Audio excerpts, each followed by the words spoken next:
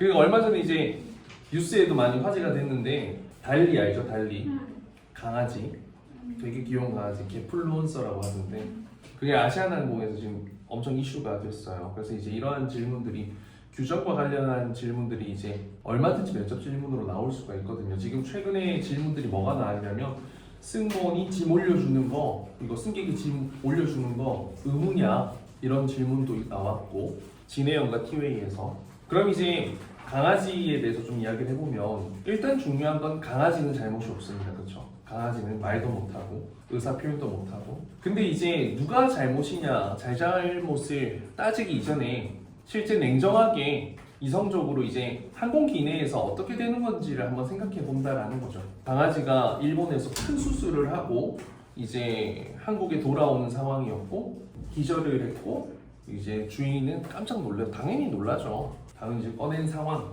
자, 근데 이제 이때 승무원이 한 어떤 태도나 이런 부분들이 아쉬워서 문제가 되고 있었죠. 냉정하게 한번 말해볼게요. 그 반려동물은 케이지 안에 들어가 있어야 되거든요.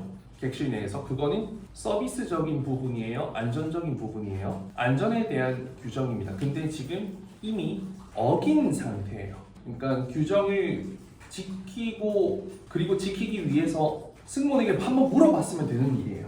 강아지가 기절했는데 지금 어떻게 해야 될까요? 좀 도와주십시오. 팩스콜 눌러가지고 승무원 와서 도와주면 당연히 어디 뒷길리로 모셔 강아지가 기절했으면 그치 이렇게 도와줄 건데 그게 아니라 임의로 꺼냈어요.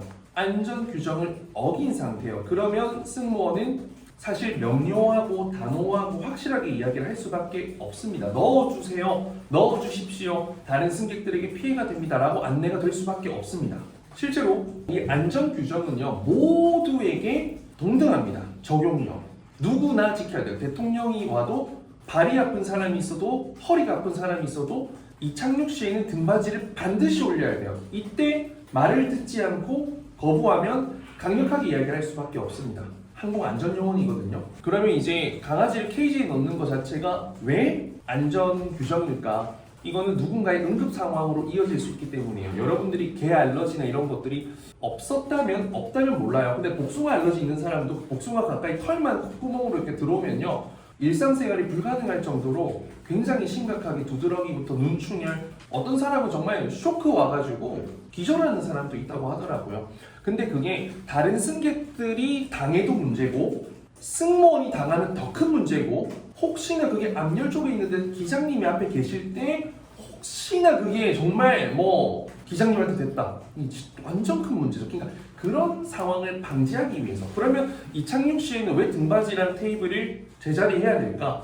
비상 탈출 시에 이제 승객들이 빠르게 탈출할 수 있는 공간 확보를 위해서거든요. 일어나지 않은 상황이 대부분이지만 만약에 일어났을 때 그 통로가 확보돼야 되기 때문에 예외 없이 모두가 등받이 올리고 테이블 올리는 겁니다, 여러분. 그렇죠? 그래서 이런 안전 규정은 사실상 승무원이 따뜻하게 말할 수 있는데 따뜻하게 말하는 것이 정답이 아니라는 거예요.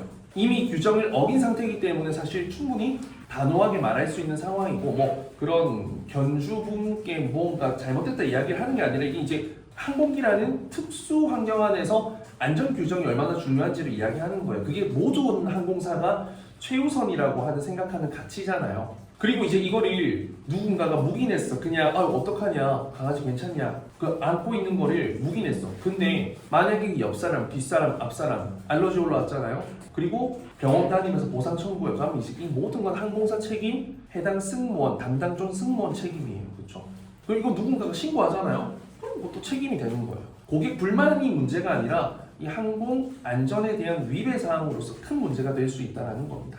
그래서 물론 이제 공감하는 것도 되게 중요하고 너무너무 걱정되는 상황인 건 맞지만 안전에 있어서는 규정에 예외가 없다라는 겁니다, 여러분.